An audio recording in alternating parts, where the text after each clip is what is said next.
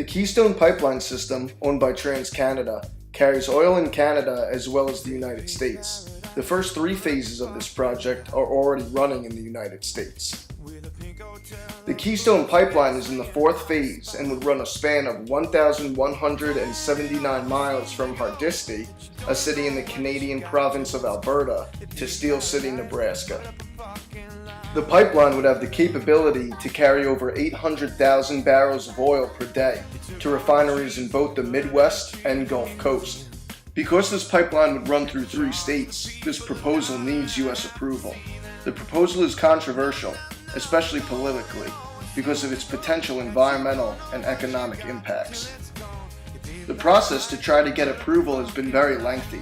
President Obama initially rejected the proposal back in January 2012 because of concerns about how it would affect areas in Nebraska that are especially vulnerable environmentally. After this setback, TransCanada redrew the path of the pipeline. The new route was approved by Dave Heineman, the governor of Nebraska, in January 2013.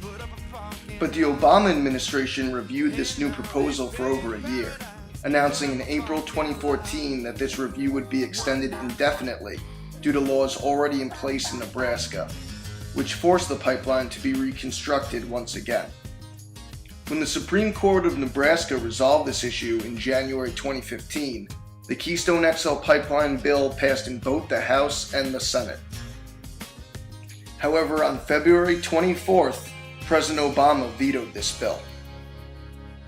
There are a few ways in which the bill could reappear and eventually get passed.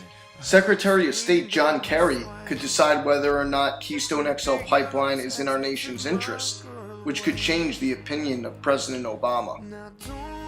Needless to say, the Keystone XL Pipeline is a very controversial topic, but one cannot deny that some substantial benefits would occur as a result of the pipeline. First and foremost is job creation. The construction of Keystone XL would definitely create jobs, with most of these jobs being temporary construction jobs. But the question everyone is asking is, exactly how many jobs would be created, and how many of these jobs would be permanent? Well, the answer usually depends on who you ask. TransCanada claims that 20,000 construction jobs would be created due to the construction of the Keystone XL, with 100,000 jobs being created indirectly by the pipeline. Senator John Barrasso, a Republican from Wyoming, is on record claiming that as many as 42,000 jobs would be created by the pipeline's construction. However, Democrats disagree with this notion.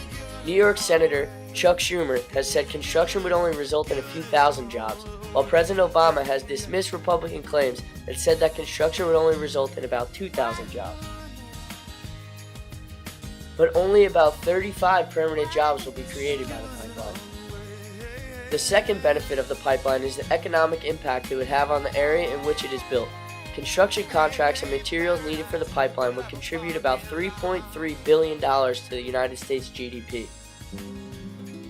Upon completion of the pipeline, TransCanada would have to pay property taxes to 27 different counties that the pipeline runs through.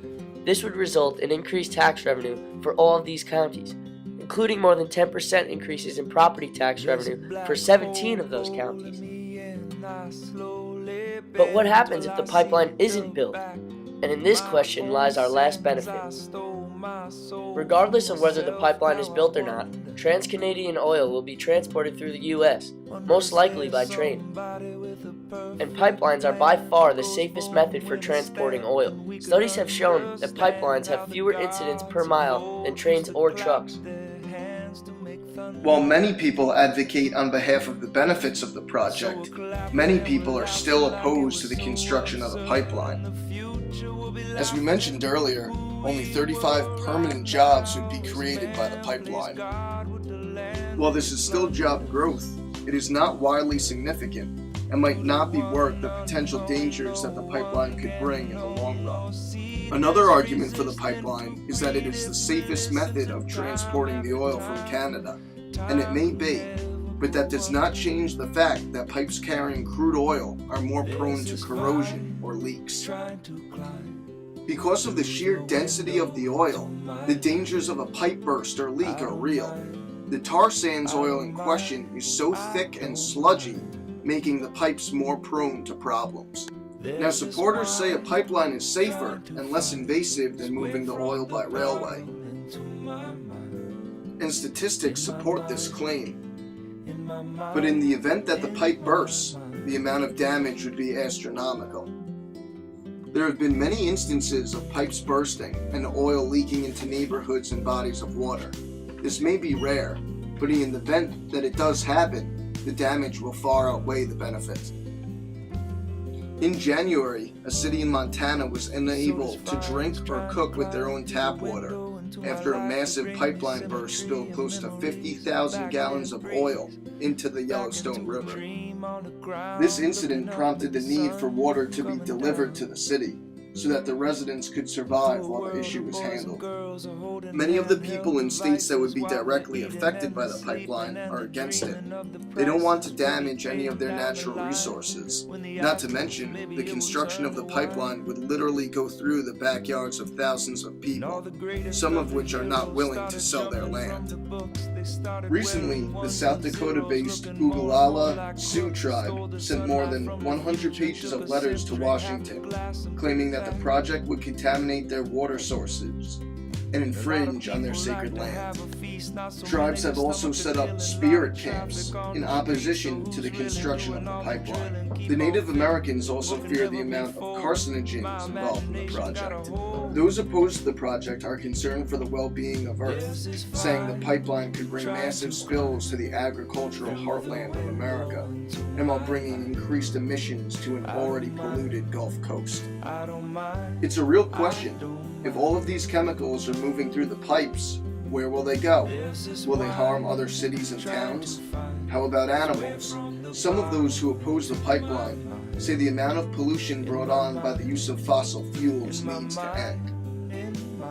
How will we ever begin to reduce our carbon footprint if we are just looking for new ways to transport oil that will eventually be burned? It seems like a step in the wrong direction, doesn't it?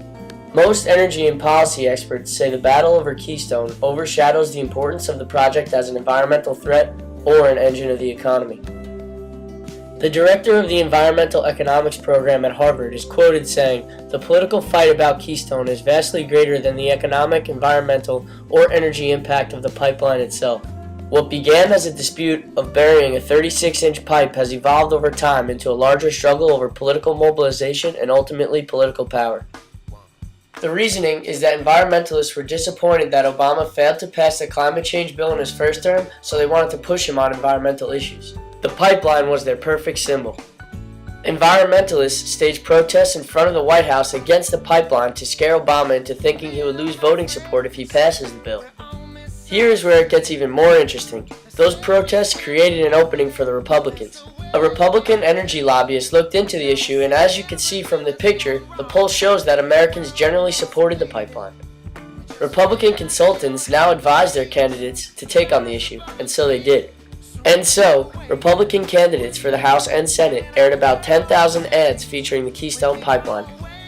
Even Governor Chris Christie of New Jersey, who is a possible Republican presidential candidate in 2016, frequently mentions his support of Keystone as a centerpiece of a possible job creation plan.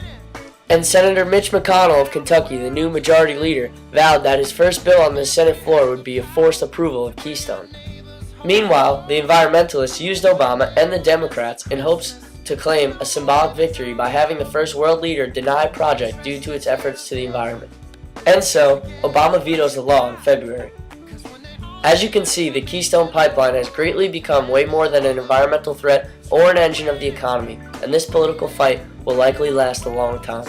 We hope you enjoyed our video, and let us know if you have any questions.